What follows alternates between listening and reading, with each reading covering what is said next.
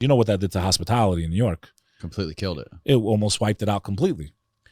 So imagine you get through all of that, then the war breaks out in Ukraine, and now everyone's boycotting your restaurant because it starts with Russian. Meanwhile, you're American, so and you're of Ukrainian descent also.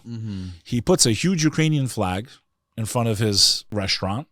We're against the war, and it's a ghost town for the first couple of months during this conflict. And I go to see them because they're my friends. I'm never turn my back on my friends. And they're like, Beck, it's crazy, man. So eventually the word got out. They're like, no, they don't support it. They did fundraisers.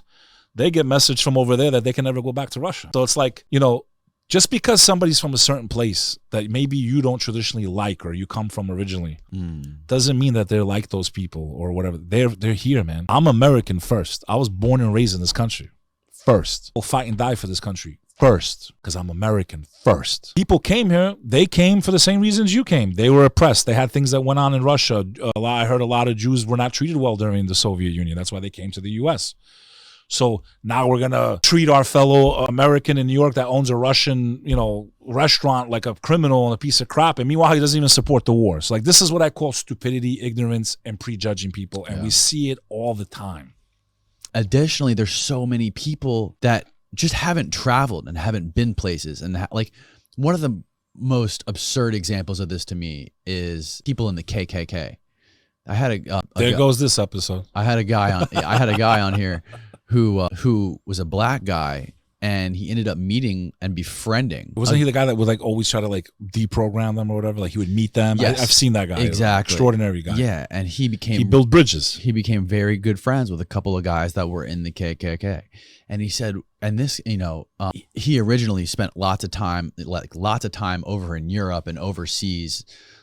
In his like brave person, like bro. In high school, and then he came back here when he was like, you know, after high school.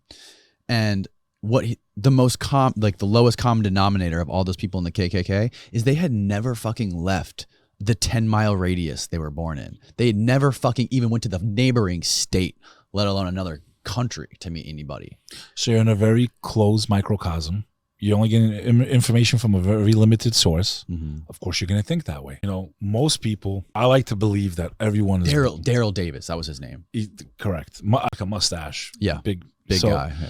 You know, it's getting back to information. When you're limited in where you're getting your information. This is why they limit what you see in the news in Cuba. And all. This is the whole point. So if we start doing this type of stuff in the U.S., I don't care if it starts on social media. Oh, it's a privately owned corporation. Well, you know what?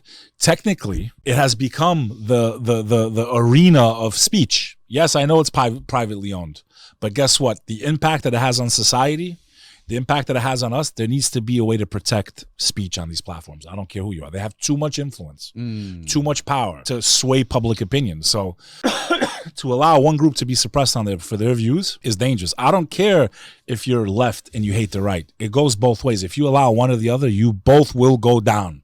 Right. That's a fact. Right. It's happened throughout history. You know, you use one group until you get the rest of them on your side. It's the same thing that Adolf did, right? He started one group and then he took out the rest. So it's like you have to protect this. These platforms have become where our squares, where we would speak publicly and have these debates. That's what social media is now. So that needs to be protected. I don't give a damn if it's a private corporation. Do you have any sort of optimism about social media with Elon and Twitter?